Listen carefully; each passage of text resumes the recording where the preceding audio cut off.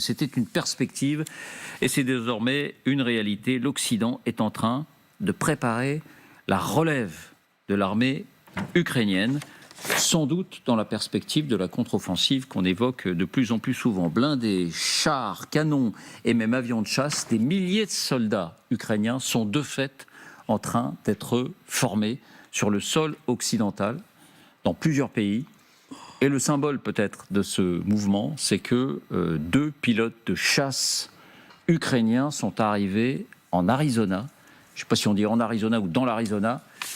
Alors, est-ce qu'ils vont être directement formés? On va voir ça en détail, mais en tout cas, c'est le symbole d'une politique officielle d'aide qui n'abat pas toutes ses cartes, en particulier sur les avions de chasse. Personne n'a dit « je vais livrer des avions de chasse à l'Ukraine ». Et pourtant, des pilotes ukrainiens sont bel et bien en train d'être formés ici ou là, même aux États-Unis. On se souvient que Biden avait dit non, pas d'avions de chasse. Finalement, à bas bruit, encore une fois, sous les radars, oui, la relève de l'armée ukrainienne est en train d'être formée en Occident. D'abord, les faits, on met tout sur la table. Voici les indispensables avec Fanny Veil. Bonsoir Fanny. Bonsoir David, bonsoir à tous. C'est donc officiel, des pilotes ukrainiens sont arrivés assez discrètement, enfin un média américain l'a révélé, sur le sol américain. Et oui, c'est une information de la chaîne américaine NBC. Il s'agit, vous l'avez dit, de 2 soldats, 2 pilotes de chasse de l'armée de l'air ukrainienne, habitués généralement à voler sur des MiG-29 ou des Sukhoi 25. Et ils viennent d'arriver à Tucson, en Arizona, sur la base américaine de Davis Monthan, base donc de l'armée de l'air américaine. Est-ce à dire qu'ils vont immédiatement apprendre à piloter les fameux F-16 américains? Pour cela, il faudra peut-être encore attendre un peu. Selon NBC, ils vont d'abord être évalués pour savoir quel est leur niveau de pilotage et donc déterminer combien de temps, combien d'heures de formation serait nécessaire. En quelque sorte, ils vont servir David de cobaye. Rappelons que pour les F-16 américains, on parle de formation de 18 mois, mais le délai peut être beaucoup plus court pour des hommes expérimentés. Comment vont se dérouler ces tests? Principalement sur un simulateur de ce genre, couramment utilisé par les armées de tous les pays.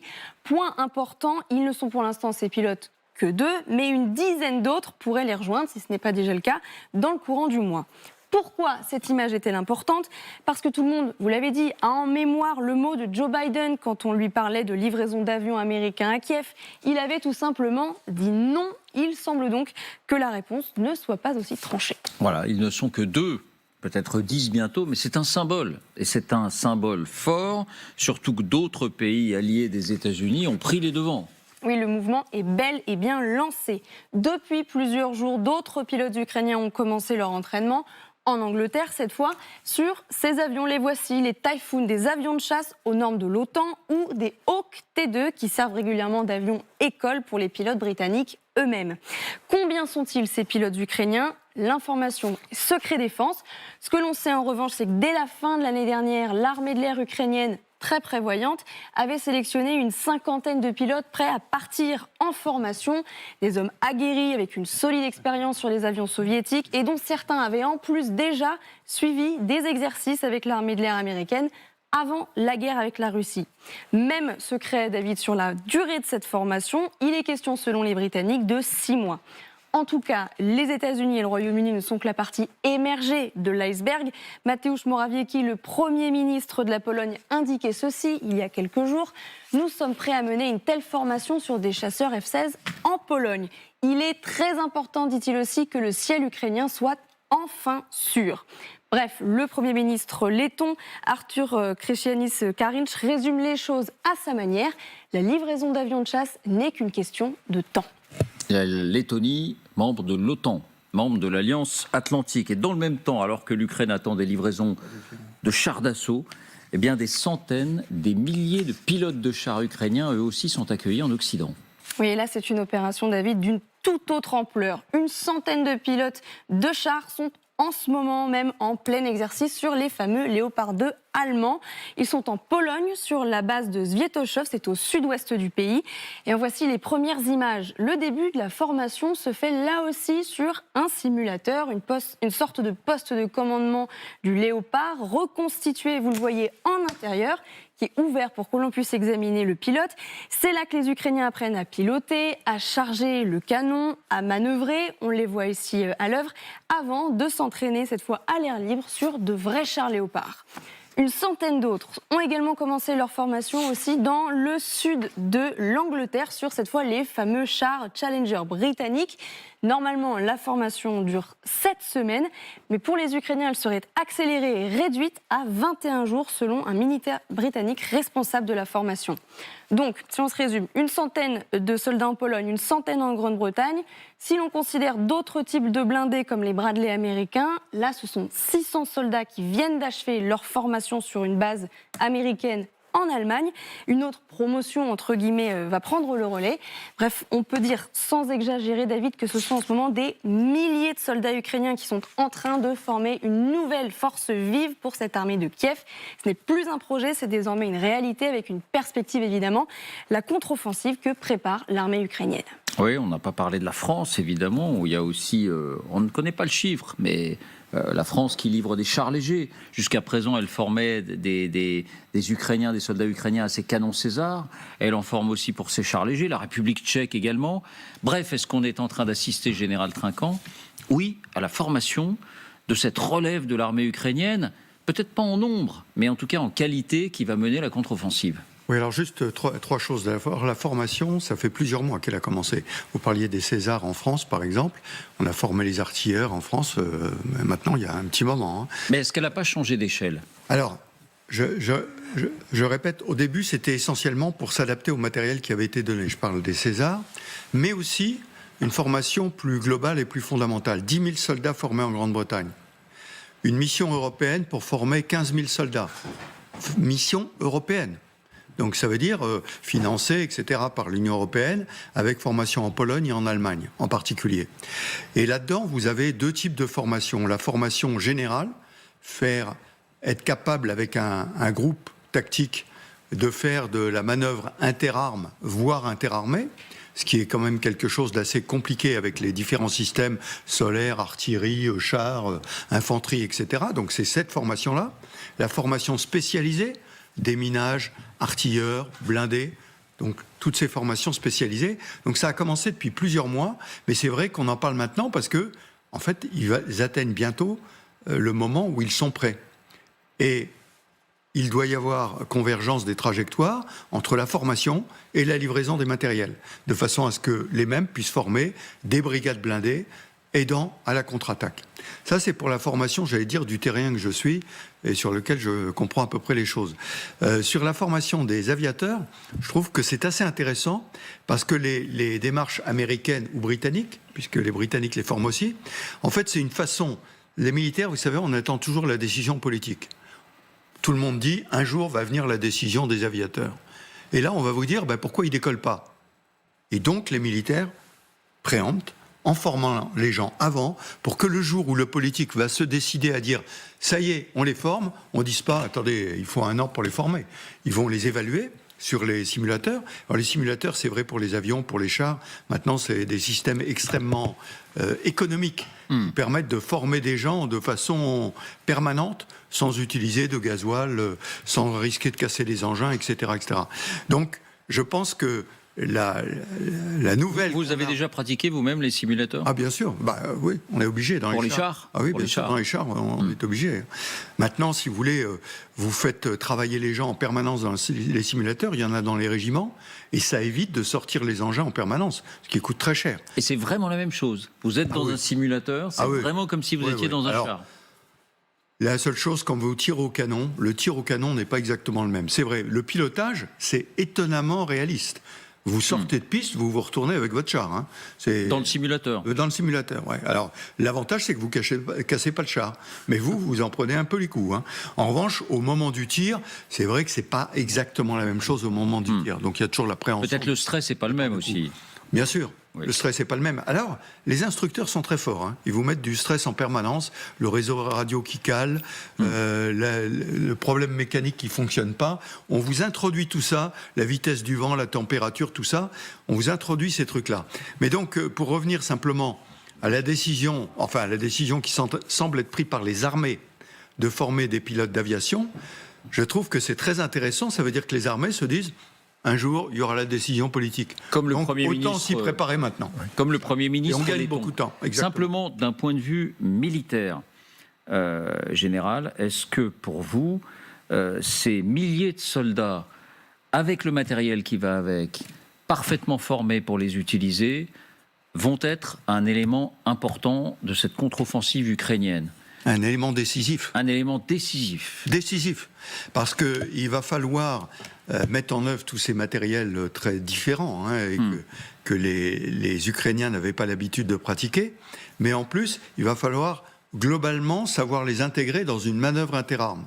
Et ça, on apporte l'aspect technique, on apporte toute cette formation, et in fine, c'est... Interarmes, pardonnez-moi, mais pour les profanes, ça veut dire toutes les armées. Génie, artillerie, non. Interarmes, c'est ce qui se passe au sol. Génie, artillerie, solaire ou sol-sol, char, infanterie, logistique, qui fait partie de la manœuvre. Tout ça doit marcher ensemble. Tout ça doit marcher ensemble.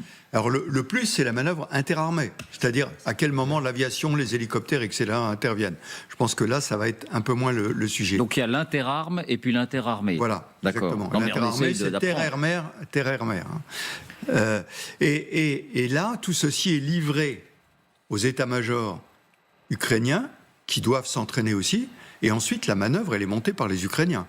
C'est eux qui, depuis plusieurs semaines, disent « on va monter une offensive ». Et comme je le dis souvent, sur l'offensive, aujourd'hui, il y a deux options.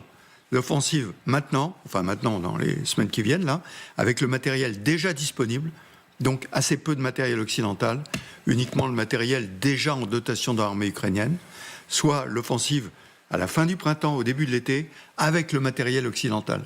Et ça peut faire une grande différence sur le rapport de force, parce qu'on pense que c'est à l'été qu'il va falloir démontrer que les Russes ont raté.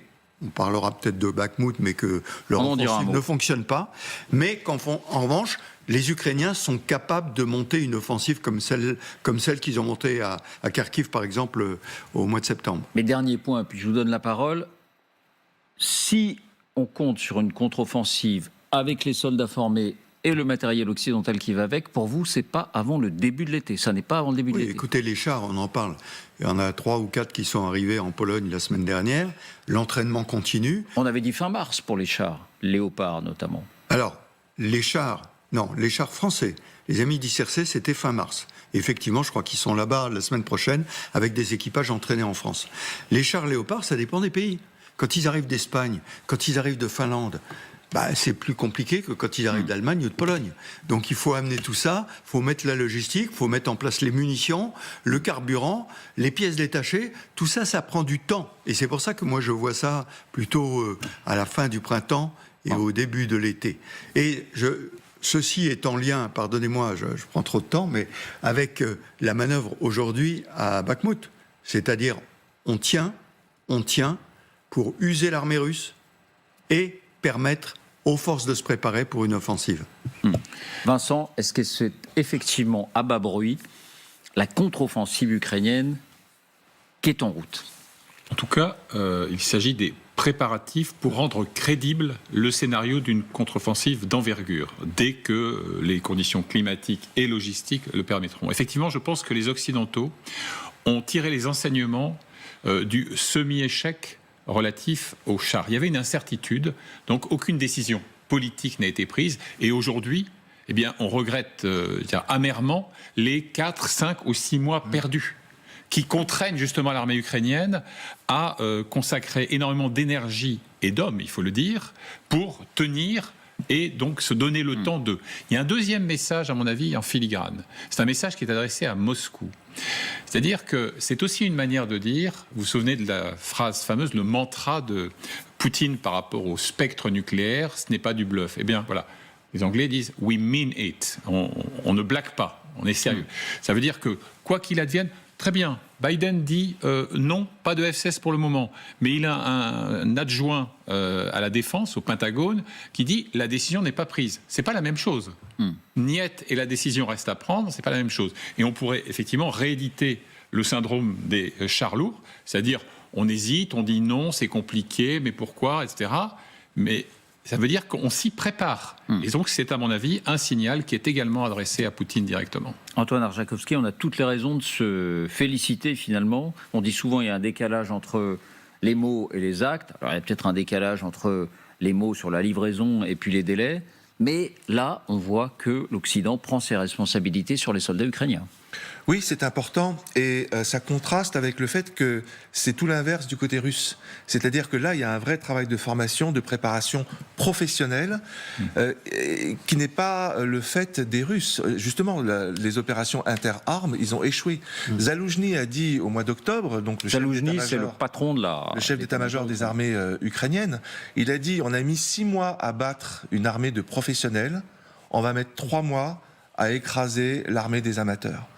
Il faut un travail de formation aussi du côté russe pour faire toutes les opérations dont vous parlez. Et autant les Ukrainiens sont aidés du génie des armées occidentales et de l'OTAN, autant les Russes sont seuls. Et avec des tas d'officiers qui sont morts tout simplement pendant les 6 mois précédents. Donc moi je vois effectivement que là il y a un vrai contraste qui va au bénéfice de l'Ukraine. Là où je m'inquiète plus, c'est pas tellement sur la question militaire, parce que je crois vraiment qu'il y a quelque chose d'assez fort qui se prépare. Les démocraties sont longues, mais lorsqu'elles s'y mettent, elles sont efficaces. On l'a vu au XXe siècle. Là où je suis beaucoup plus inquiet, c'est qu'on parle beaucoup de contre-offensive militaire au printemps. Moi, je vois ça plutôt au mois de mai, mais peut-être que ça sera au mois de juin, je ne sais pas. Par contre, je n'entends pas beaucoup parler de la contre-offensive politique, on va dire. C'est-à-dire que si on réfléchit pas à, comme ça a été le cas ce week-end à Lviv, à un Rammstein judiciaire, qui pourra réellement juger Poutine et son entourage. Si on ne soutient pas l'opposition démocratique russe à prendre le pouvoir et à proposer une Russie paisible, libérée. Laquelle l'opposition démocratique ? Celle de Navalny, par exemple. Lorsque Navalny, qui est en prison, certes, mais je pense souvent à Konrad Adenauer, qui était en prison sous Hitler, mais les Américains en amont avaient investi sur Konrad Adenauer, qui est devenu ensuite le chancelier allemand et l'artisan de la réconciliation franco-allemande. Il faut aujourd'hui investir sur cette opposition démocratique russe. Mais Antoine, c'est pas notre sujet, mais c'est très intéressant. Si l'Occident je me permets de dire que cette contre-offensive militaire seule ne suffira pas. Et si l'Occident affiche son soutien à quelqu'un comme Navalny, est-ce qu'elle ne donne pas du crédit au discours de Poutine qui touche les âmes russes? On le voit bien sur le thème. L'Occident veut nous déstabiliser. L'Occident est à l'origine de tout et tire toutes les ficelles. Alors d'une part, Poutine, lui, ne se gêne pas pour faire des alliances avec tous ceux qui, en France ou en Europe, s'opposent à la démocratie et à l'Union européenne. Donc ça, je vois pas le problème. Et ensuite, de vouloir soutenir des démocrates russes... En quoi c'est difficile, en quoi c'est compliqué et en quoi, au contraire, c'est pour construire la paix, c'est pour permettre à la Russie authentique, de se sortir de cette impasse dans laquelle elle est. C'est pour la Russie qu'il faut faire non seulement un soutien à Navalny et à ceux qui sont en Russie, mais aussi à des gens comme Khodorkovsky, à Kasparov, qui sont en train de créer à Vilnius un comité d'action russe qui fédère toute l'opposition russe. On ne les voit pas, ils sont comme invisibles, alors que c'est la clé principale de la solution pour sortir de cette guerre le plus rapidement possible. Bon, on entend dire souvent que cette opposition-là pèse à peu près le même poids que Gorbatchev lorsqu'il s'est présenté à l'élection présidentielle et qu'il avait recueilli 0,5% des voix en Russie. Mais peut-être est-ce simplement une question de accréditer ce discours-là et peut-être le faire rentrer dans les Je crois au contraire qu'il y a une grande majorité de Russes qui sont contre cette guerre et qui ont besoin d'avoir une opposition démocratique qui soit capable d'avoir le soutien de l'Occident. Et malheureusement, l'Occident ne croit pas en la possibilité de la Russie de devenir un jour démocratique. Il faut y croire. Il faut y croire. Bon. On revient à nos moutons, si j'ose dire. Isabelle, je voulais vous faire entendre la dernière déclaration de Prigojine. Parce que dans la perspective de cette contre-offensive ukrainienne, et qui est soutenue là, pour le coup, vraiment par l'Occident à travers la formation de ces milliers de soldats désormais, l'échec, c'est vous qui y avez fait allusion, Général Trinquant, l'échec, parce qu'on peut parler d'échec d'une armée russe et d'un Prigojine, de Wagner, qui met tous ses soldats pour conquérir Bakhmout et qu'il n'y arrive pas, cet échec-là n'est-il pas une victoire et un encouragement formidable pour l'Ukraine à envisager? Bien sûr, Bakhmout tombera certainement. À un moment donné, la mâchoire russe parviendra à prendre en étau Bakhmout. Mais pour l'instant, si on regarde la carte, ça n'est pas encore le cas. Et les dernières déclarations, alors c'est les dernières déclarations rendues publiques de Prigojine, le chef de Wagner, qui à nouveau, face à ces difficultés, dit si on n'y arrive pas, c'est parce que Moscou nous prive de munitions, il y avait eu des engagements, ils n'ont pas été tenus et ça ressemble presque à un cri de défaite, en tout cas de défaite. Encore une fois, Bakhmout devrait être prise, mais au bout de combien de temps et avec quel sacrifice humain? Écoutez Prigojine. Если ЧВК «Вагнер» сейчас откатывается, то в истории происходит следующая ситуация. Понятно, что фронт посыпется для российских границ, может быть и дальше посыпется. В общем, ситуация будет несладкая для вообще всех формирований военизированных, которые защищают. Поэтому сегодня ЧВК «Вагнер» является цементом на самой верхушке, то, что стабилизирует в принципе и не дает противнику прорваться. Если мы отойдем, то мы войдем в историю навсегда, как люди. Montagénora Le Maire dit, ça a quelques jours, mais ça vient d'être diffusé. Et c'est dire à quel point cet endroit où toutes les forces russes se fixent et n'arrivent pas à triompher, cet endroit peut être, à contrario, un signe de la force de l'armée ukrainienne. Oui, mais c'est très intéressant parce qu'en fait, ce nouvel engagement à bas bruit occidental qui sans doute un jour mènera à la fourniture d'avions de chasse, en fait, il est le résultat de plusieurs choses. Le fait que les Occidentaux ont enfin compris que Vladimir Poutine n'allait pas changer, qu'ils aient compris que cette guerre était la leur aussi, parce que s'ils n'arrêtaient pas Vladimir Poutine, il allait sans doute recommencer ailleurs. Le fait qu'ils ont compris que les Ukrainiens se sont révélés être des héros et des combattants absolument extraordinaires, et aussi le fait que l'armée russe n'a pas été à la hauteur de ce qui était escompté, et que la dernière mobilisation annoncée à haut bruit quand même à Moscou, pour l'instant, ne donne absolument rien. Donc évidemment, c'est ce que dit entre les lignes Prigojine. Et il y a une autre chose, c'est que les Occidentaux au début voulaient, laisser un petit peu traîner en se disant on va finir par contenir Vladimir Poutine, ou alors les Ukrainiens vont perdre. En fait, aujourd'hui, ils savent qu'il faut aller vite, parce que le plus grand danger, en fait, d'un dérapage de cette guerre et d'une extension de ce conflit, c'est le temps. Donc aujourd'hui, il y a une espèce de consensus. On a compris que plus on irait vite, plus la paix, une vraie paix, c'est-à-dire une paix avec la souveraineté ukrainienne complètement reconstituée, pourrait s'installer. Et les Occidentaux veulent aussi, les Américains veulent aussi aller vite, parce que en gros, ils n'ont pas que ça à faire. Ils ont été détournés momentanément pour revenir comme d'habitude sur le continent européen. Enfin, ils aimeraient quand même beaucoup s'occuper de choses qui leur apportent plus, le Pacifique et la Chine. Et là où c'est aussi la dernière chose que je voudrais dire, c'est que moi, selon les là, on va aussi expliquer les hésitations et le bas bruit sur les avions de chasse, c'est que les Chinois auraient prévenu les Occidentaux en disant si vous faites ça, on va armer la Russie pour qu'elle atteigne le même niveau que les armes occidentales ukrainiennes. Si vous livrez des avions... Si vous livrez des avions de chasse, on fera la même chose avec les Russes. D'où les hésitations occidentales. C'est aussi ça Alors ça, c'est une information. C'est une information, et c'est effectivement une information. Non, vous faites la moue, Vincent. Je suis un peu sceptique. Je crois que c'est une mise en garde tactique. C'est un calcul qui, vu de Pékin, a sa cohérence. Mais je reste persuadé, à tort ou à raison, que l'obsession pékinoise reste un conflit sous contrôle. Qu'on n'aille pas vers le chaos qui serait préjudiciable à ce qui est le projet global de la Chine, c'est-à-dire l'installation d'une superpuissance économique. Donc ce serait du bluff. Fait 20%. Menacer ne veut pas dire réaliser. Bien sûr. Jusque-là, Poutine, ça avait marché. Très rapidement, sur Prigojine, si vous permettez, David, un mot sur la mise en scène. Il pourrait parfaitement enregistrer ses messages dans un studio correctement éclairé, etc. Non. Il y a toujours des prophéties crépusculaires, ou alors on est sur la ligne de front, alors à distance respectable des combats quand même, en casque lourd.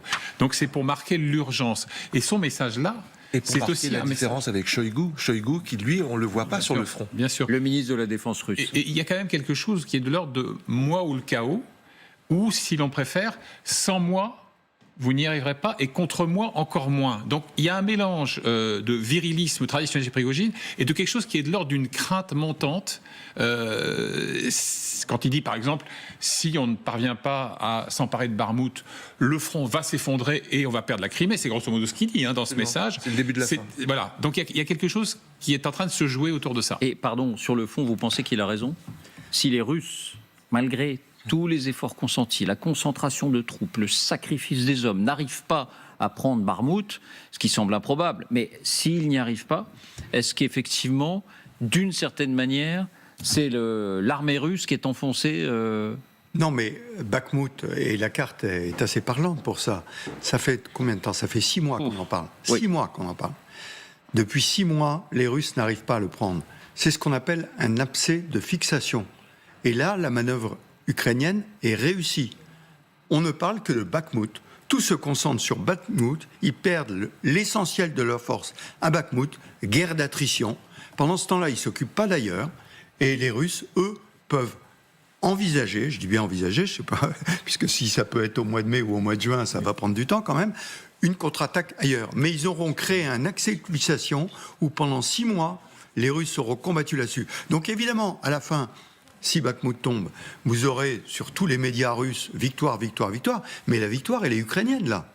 Elle est ukrainienne. Elle a réussi à ce que la grande armée russe se concentre sur quelques kilomètres carrés de terrain et n'arrive pas à le prendre et perd des milliers de soldats là-dessus. Donc c'est ce qu'on appelle une victoire à la Pyrrhus. Et c'est une victoire ukrainienne. Et ce serait surtout un échec cinglant pour Wagner et pour Prigojine. Pas pour l'armée russe, mais pour lui en particulier.